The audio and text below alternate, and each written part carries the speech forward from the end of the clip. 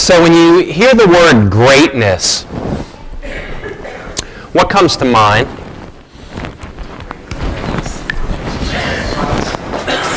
Yeah, I heard Tom Brady.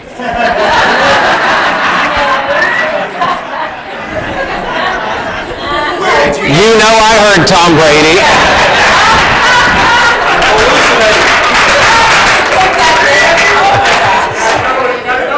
I mean, you know, on a day like today, how could we not think of Tom Brady? But other than that,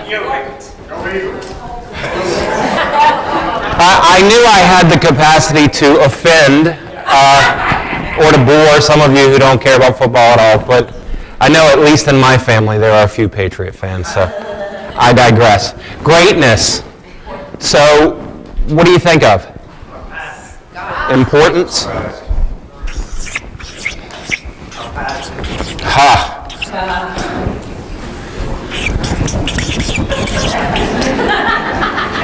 Humility.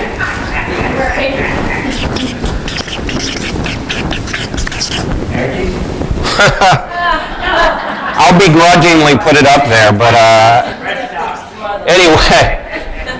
Greatness. I want you to think about that, okay? I want you to think about what it is that you think about when you think about greatness. Usually whatever it is that you value, that is what you will consider great. So if I think making loads and loads of money is great, or something to aspire to, then I would think that the accumulation of wealth, that one who has a lot of money and stuff would be great, right? A lot of times we think that the accumulation of stuff will lead to a better, happier, more enriching, more fulfilling life. We do. Many of us think that. Sometimes we think that if we get the right office or the right status or the right job or we have enough power that will lead to greatness, right? We aspire to a certain role or a certain job or a certain status in life. What is it that makes someone great? Is greatness about doing something over a long period of time and being successful at a skill or a job? You know, somebody who works at their craft, a musician, an artist, an actor, an engineer, a lawyer, whatever it is that you happen to be, a landscaper, whatever it is that you do over a long period of time, just getting better and better and better and better, is that about greatness? I just want you to think as we're launching in this morning, because we're in this series where we're looking at the life of Abram, and today we're going to talk about what true greatness is.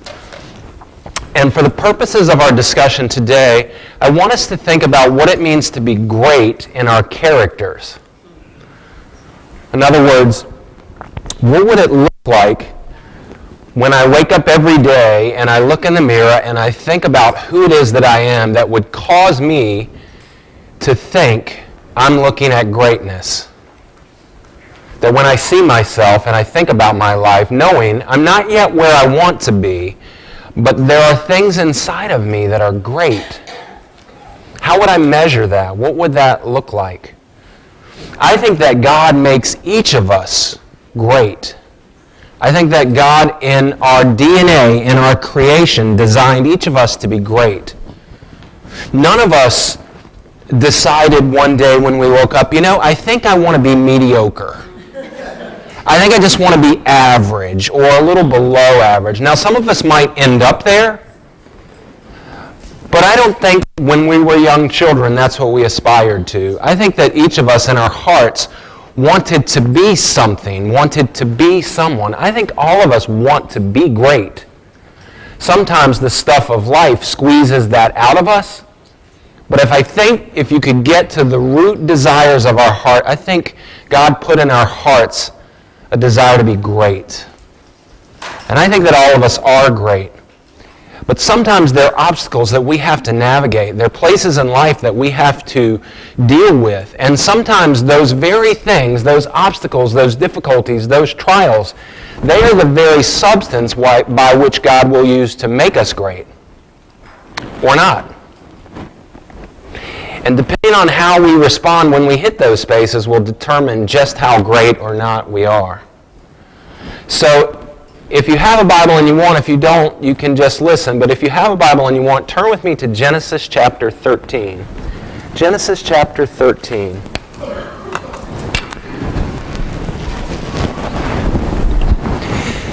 Now this is week number 3 of our series called Abraham, and if you weren't here last week, I just want to recap for you that when we left Abraham, it was less than his best day. In fact, when he looked in the mirror at himself, he would have thought of himself as a total loser. He had completely failed his wife, he had failed his God, he had failed himself. And to make matters worse, one of the most evil men on the face of the planet gives him a lecture on morality before kicking him out of his country. And so Abraham, with his head down and his heart broken, goes back north out of Egypt into the place that God led him, promised to give him. And as he goes back through the Negev, that barren desert wasteland that caused him to think there's not enough here for me and to take his life into his own hands, he passes through the Negev and he goes back to a town called Bethel. Does anybody know what that town means, by the way, Bethel? House of bread. House of bread. And so this is a place of provision. This is a place where God will meet him. This is a place where he's basically going back to where he started. And he's humbly giving himself to God again. He wants to start over. He's made a miserable mess of his life, and he decides as he makes his way back to the space where he started that he's going to set up an altar, and he's going to worship God, and he's going to ask for God to help him in the space that he's in. He's starting over. But as he starts over, it's on the heels of great disappointment and great failure. But chapter 13 is going to be a better day for him. Chapter 13 is going to show us something about the nature of how God is growing him. We don't get it right all the time. We fall, we fail, we mess up. It's what we do with those spaces that determine how great or not we will be. So I want to pick up the story. He's returned back to the space that God led him in the first place. And I want to pick up the story in Genesis chapter 13, beginning with verse 5. Lot, who was traveling with Abram, had also become very wealthy, with flocks of sheep and goats and herds of cattle and many tents.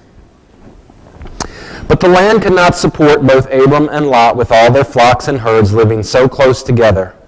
So disputes broke out between the herdsmen of Abram and Lot. At that time, the Canaanites and the Perizzites were also living in the land. Finally, Abram said to Lot, "Hey, let's not allow this conflict to come between us or our herdsmen. After all, we are close relatives. The whole countryside is open to you. Take your choice of any section of the land you want, and we will separate. If you want the land to the left, then I'll take the land on the right. If you prefer the land on the right, then I'll go to the left." So let's stop there for a second. So when they leave Egypt, they leave rich. The Pharaoh had given a lot of gifts and treasures to Abram when he thought that he was Sarah's brother. And when he kicked him out of the country, he didn't take the gifts back. So when they left Egypt, they were loaded. And as they moved back into the space, they had far more cattle, far more livestock, far more mouths to feed. And when they got back to this space, Bethel, there wasn't enough grass, there wasn't enough pasture land, there wasn't enough space for both Lot and Abram to feed their animals. And so because there wasn't so much space, the herdsmen, the people who were taking care of the animals, started to get into fights. There was tension that was growing. And as the tension grew between them, it grew between Abram and Lot. Now, if you're reading this story and you read it from the beginning, God, when he called Abram, told Abraham to leave behind his entire family. But he didn't do it. He brought Lot with him. Now, who is Lot? Lot was his nephew. His brother Haran had died, and I think probably taking him on as kind of a surrogate father, taking him under his wing, he didn't want him to be orphaned, so he took him with him. And as he took him with him, Lot became blessed. As Abraham was blessed, he shared it with Lot, and Lot, as Abraham had much, Lot had much. So when they get to the space where they're starting to argue and fight about who has how much, it seems logical to me that Lot, being the nephew, and all that he had being as a result of what his uncle had given him, would be the person to say, Uncle, whatever it is that you want, I'll take what you don't want. Okay? But he doesn't initiate that at all. Abram, the one whose blessing that God had promised, is the one who initiates the conversation. And this shows us the first mark of greatness, I think. And this would solve a whole lot of personal problems in our own families and world if we acted like Abram in this way. I think one of the marks of someone who is great is a deep sense of humility.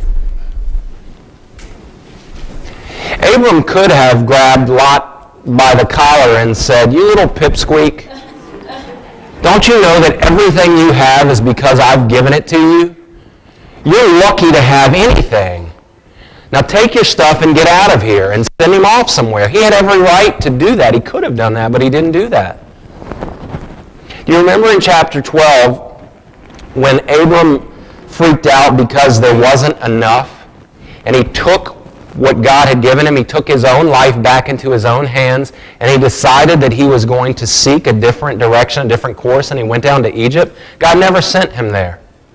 Well, now what Abram's doing is, he had taken his life into his own hands, now he was placing his life back into God's hands. Because he tells his nephew, "Hey, listen, I see that our herdsmen are having problems, and it's causing strife in our families too.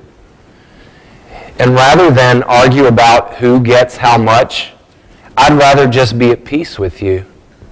Because peace is a high value for me with my family. And if this is going to mean that you get X and I get Y, then so be it. So what I'm going to do is I'm going to let you choose. If you want the land to the right, I'll take the land to the left. If you want the land to the left, I'll take the land to the right. Lot, it's your choice." Now, when he gives Lot the first choice, that's what he's doing. He's placing his life back into God's hands. He doesn't know what Lot is going to choose. Lot could choose, "Uncle, you've been so good to me. You've been so kind to me. You choose." No, you choose. No, you choose. They don't do that. Abram says, "God, my life is in your hands. Whatever he chooses, I'll take what you give me." It's an act of humility, and the fruit of the humility that comes from that is peace in his family. And I wonder sometimes what peace could be had in our families, in our schools, in our communities, in our churches, if we would be a little bit more like Abram and let go of our need to be right, our need to be first, our need to be most important, our need to have something, and we just said, "You know what? You choose. What is it that you would like for me to do?" That we could humble ourselves and give the person or the people that we're not at peace with the opportunity to make the choice.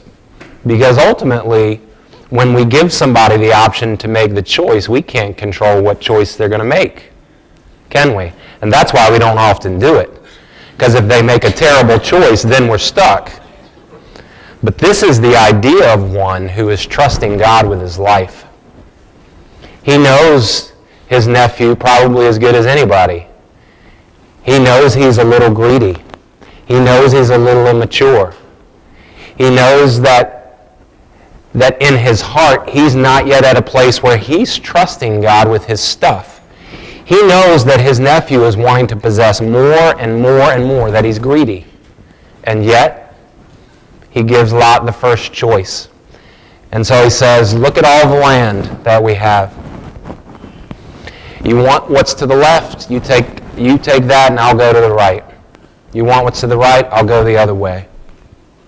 Now let's see what Lot does with this, but I just want you to pause for a second and think about the fruit of peace that could come from your life if you were a little more humble. All of the arguments and the dissension and the fighting and the disagreements, if you were just willing to give up your need to be first, your need to be right, your need to possess, if you were just to let that go and put yourself in God's hands and trust that whatever He has for you is everything that you need, I think it would make for greater peace in our world. Listen to what Lot does. So Lot took a long look at the fertile plains of the Jordan Valley. You can see behind me a picture of what that might look like. And he looks in the direction of Zoar. He looks back towards Egypt. And the whole area was well watered everywhere, like the garden of the Lord, or the beautiful land of Egypt. This was before the Lord destroyed Sodom and Gomorrah. And Lot chose for himself the whole Jordan Valley to the east of them. He went there with his flocks and servants, and he parted company with his uncle Abram. So Abram settled in the land of Canaan, and Lot moved his tents to a place near Sodom, and he settled among the cities of the plain. But the people of this area were extremely wicked and constantly sinned against the Lord. So Abram says, "Look out. What do you want?" And he looks around and he says, "I want that." Because as he looked in a certain direction, he saw what else Abraham would see, and it would be that.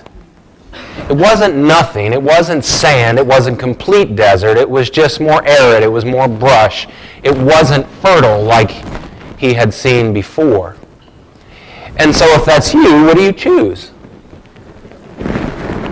I choose the palm trees. I choose the daffodils. I choose the fresh bodies of water running through that, because water means life.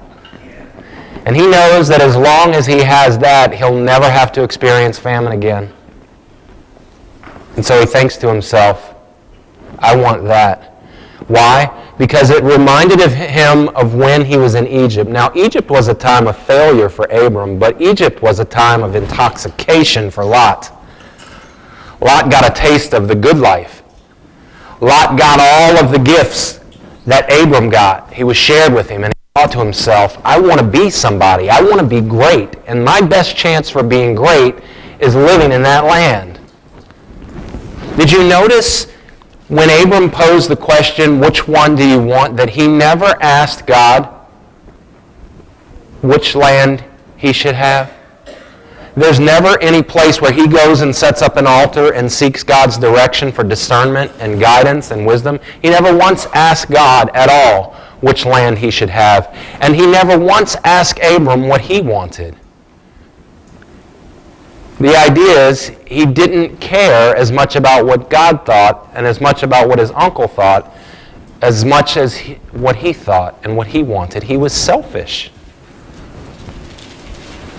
And Abram gave it to him. The other thing that I want you to pay attention to, because it says right there at the last verse that we stopped, that as he moved towards Sodom, that it was supposedly one of the most wicked cities in all of the area, that they were constantly doing things that were troubling to God. He didn't once think about, what will it be like to raise my children in this area? What will it be like to take my family and introduce them into an environment that's going to be constantly wicked? He didn't think about that either. Didn't think about God, didn't think about his uncle, didn't think about his kids, didn't think about his family. He just thought about, what's in this for me? And I wonder in our own decision making if that's not sometimes really our process too. Part of being great is being humble and being willing to place your life in God's hands. Also, what we find in Abram's life is that he was super generous. he was willing to give up anything he had because he trusted that what God would provide for him would be more than enough. So he didn't have to hoard it all. He didn't have to protect it all. He could take from what God had given him. Now, this land that Lot chooses, it's outside of the land of promise that God had given Abram. It's not within the confines of the land that God had promised Abram. So he's going outside of promise. He's going into a place he shouldn't be. And as you read his story, you're going to find it's going to lead him into a world of trouble. In fact, in chapter 14, Lot is going to be in a world of trouble because of his decision. Our decisions always have consequences. They always do. With a little foresight, you can't always fend them off, but with a little foresight, you can make wise choices that lead you into better places. But if you're constantly thinking about yourself and about what you need, sometimes you're short-sighted and you make poor decisions, and it impacts you and it impacts those who love you. We do not see greatness in this move from Lot, but we do see it in Abram. Let's finish the story. After Lot had gone, the Lord said to Abram, "Look as far as you can see in every direction, north and south, east and west. I am giving all of the land as far as you can see to you and your descendants as a permanent possession. And I will give you so many descendants that like the dust of the earth, they cannot be counted. Go and walk through the land in every direction, for I am giving it to you." So Abram moved his camp to Hebron, and he settled there near the oak grove belonging to Mamre. And there he built another altar to the Lord. He sends Lot off, and there he is, and God comes to him again. And God speaks to him. And he renews the covenant that he made with him when he started. And he said, "I want you to look all around, north, south, east, and west, as far as you can see. This is the land I'm giving you." Now again, Abram is somewhere in his mid to late 80s. Okay? And he's saying to him, "I am going to give this land to you and your descendants, who will number what? As much as what? The sand on the seashore." So if you have some extra time today, go down to the shore and start counting. It's a lot of descendants, right? It's a huge family. He doesn't yet have one child. He's in his mid to late 80s. He's saying, "Look, old man, I haven't forgotten you." By the way, Abram will live to about 175, so he's really just about middle age right now. He doesn't know that, though. He thinks he's moving towards the end. And that's how we think sometimes. We don't know what's just around the corner, or just down the road, or just around the bend. We think somehow like this is just it. This is all it's going to be. I've shipwrecked my life. Somehow I messed up, I failed, and this is all I've got. And God comes to him and he comes to us and he says, "It's not over. I see you. I know you. I love you. And I've made you for greatness. And that promise that I gave you when you were in Haran about coming down to this land that you didn't even know existed, this is all yours now. This is what I told you about. And so what you couldn't see and didn't know, it's now here. And this is for you and your family and their family and their family. And they're coming too. So don't lose heart. Trust that what I'm giving you is good and true and right, and you're not done yet." And what does Abram do? What does he do? He builds another altar.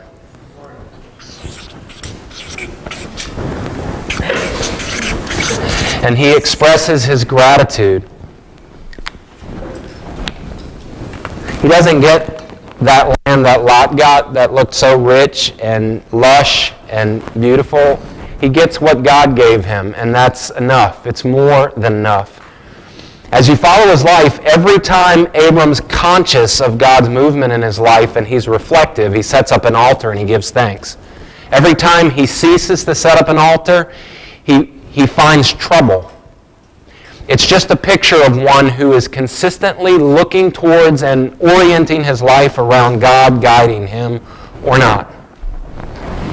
And so, what I want to talk with you as we close is about greatness of character. If I were to ask you, what kind of person do you want to be? I'd like for you maybe even to think about that as an exercise this week. I want you to think about, like, if I were able to choose the 5 characteristics of a person that I could be. I'm not talking about possessing lots of money or things. I'm not talking about offices or titles or status or power. But if you want to be a great mother or a great father or a great friend or whatever you want to be, a great artist or musician or whatever it is that you do, what would you want to be if I were to say to you, in your character, when you grow up one day, what would you like to be like? Who do you want to be when you grow up? I want you to consider that, because I think the stuff of which we're made, our characters, is really what we leave behind for those who come behind. It's our legacy. Far more than our possessions and our status and our wealth and our jobs and all those things, it's who was Vincent? Who was Scott? Who was Janae? Who were they? How are we perceived now, and how will we be perceived by those who come behind us? I want you to think about that. What kind of person do you want to be? And I submit to you that there are 3 aspects for a great character. The first is humility. This is not going to be at the top of most people's list when you're thinking about the kind of person that you want to be, a humble person. In fact, it's a forgotten character trait for many. But when you meet someone who's humble, you will know them because there are so few of them.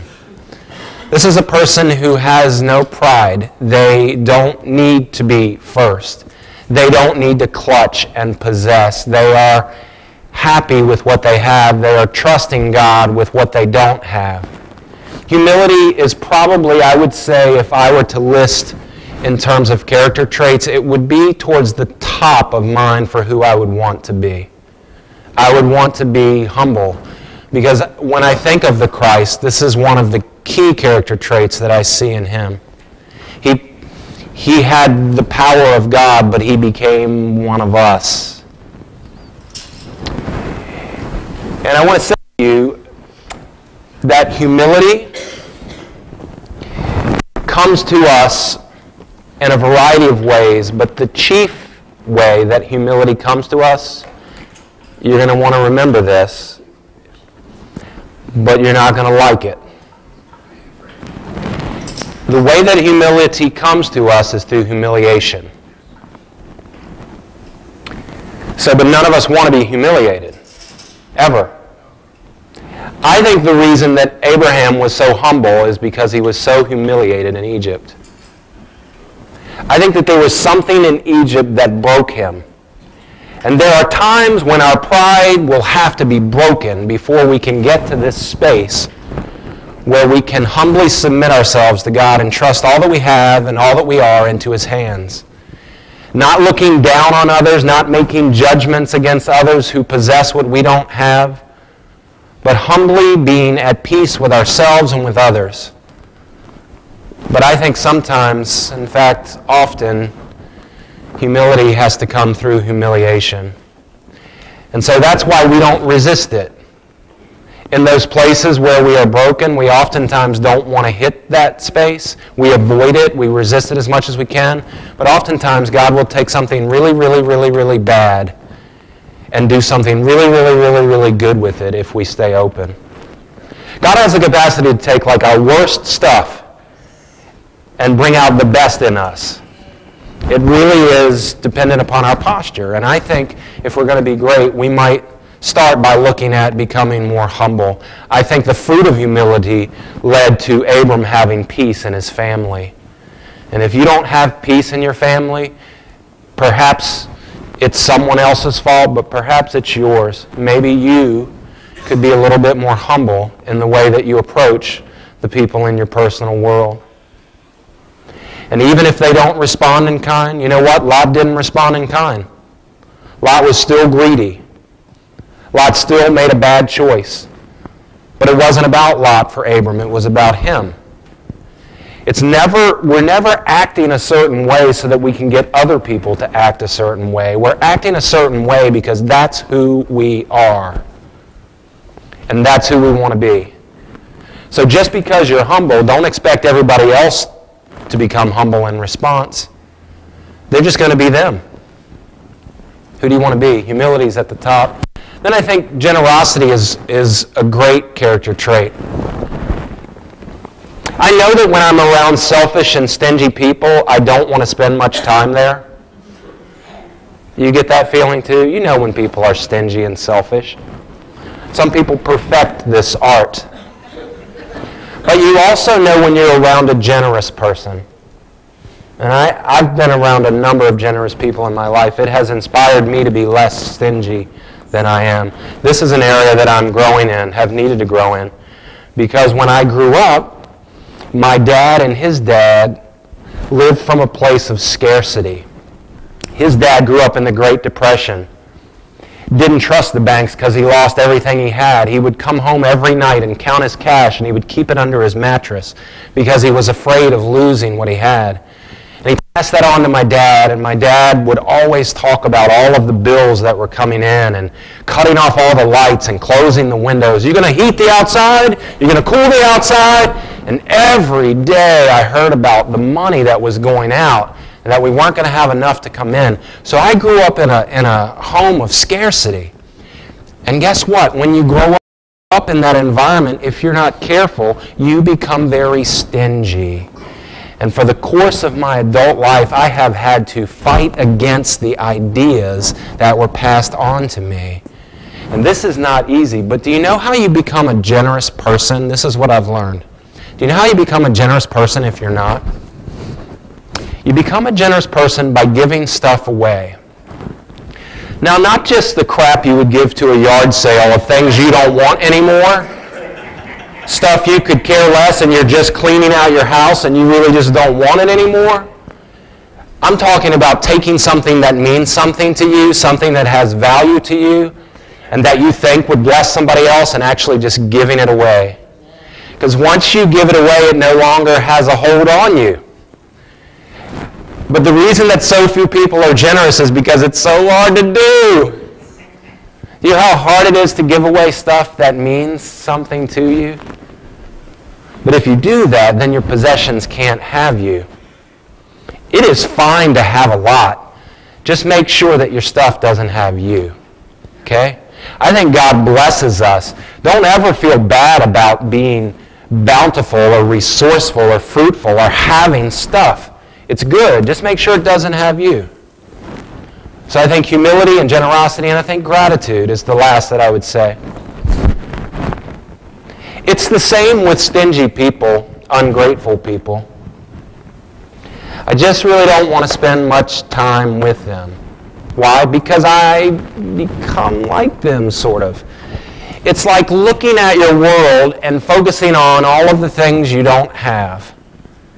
And then just spiraling down into negativity and feeling just pessimistic about your life. It's ungrateful, and I don't think that's great. I think what's great is being grateful for what you have. And that's why at the end of the story, when Abram sets up his altar and he thanks God for what he has, he doesn't have what Lot has. He has what God gave him. And it is more than enough. And you know how you become more grateful if you're not? Just by choosing to focus on and give thanks for the good stuff in your life. When I prayed over the offering this morning, I was recounting the things just off of the top of my head, like a warm house, like clothes on my body, like you guys, like my family, like an automobile to get me here. I could go on. If every day I focus on 3 or 4 things that I'm grateful for and turn that towards God, you will be amazed at the increasing momentum you will have in your life towards becoming grateful. But if you focus and fixate on what other people have that you don't have, and then you're jealous and judgmental and whatever, guess what? You will never possess this quality. And so, if you want to be great, you might create a list of 5 or 10 other things, but I would suggest that you, at least in looking at Abram's life, think about his humility, his generosity, and his gratitude. Because that is true greatness. And I think if you and I can move in a direction towards learning how to deal with our broken, hard, difficult, painful, humbling times and stay open to God, if we can learn to give things away and so that they don't have their control or power over us, and we can learn to be grateful for the things that we do have rather than ungrateful for the things we don't have, then I believe not only will it begin to shape who we are, but I think it will also draw and attract others to us rather than repel them. If you ever wonder why people may not want to be around you for any period of time, if that should apply to you, you might just wonder about the nature of how these 3 character traits are at play in your life. Because I don't know about you, but I love humble, generous, grateful people, and I love to be around them. They inspire me. When I was watching that video, earlier, and I was thinking about that guy, I'm like, that's a guy I'd love to hang out with. I'd love to know that guy. He's totally free. He gave up a 5-star chef job so that he could go and invest his life to care for people he didn't know so that he could be a blessing to them, and it enriched his life totally. Those are the kind of people that I want to hang with. Don't you? Not only are those the kind of people I want to hang with, those are the kind of people I want to be. And so I can become like that by doing simple things, like Abram, like him, like you, like me. That's the stuff of true greatness. If you want to be great, consider being humble. Consider being generous. Consider being grateful. As you think about that, let's pray.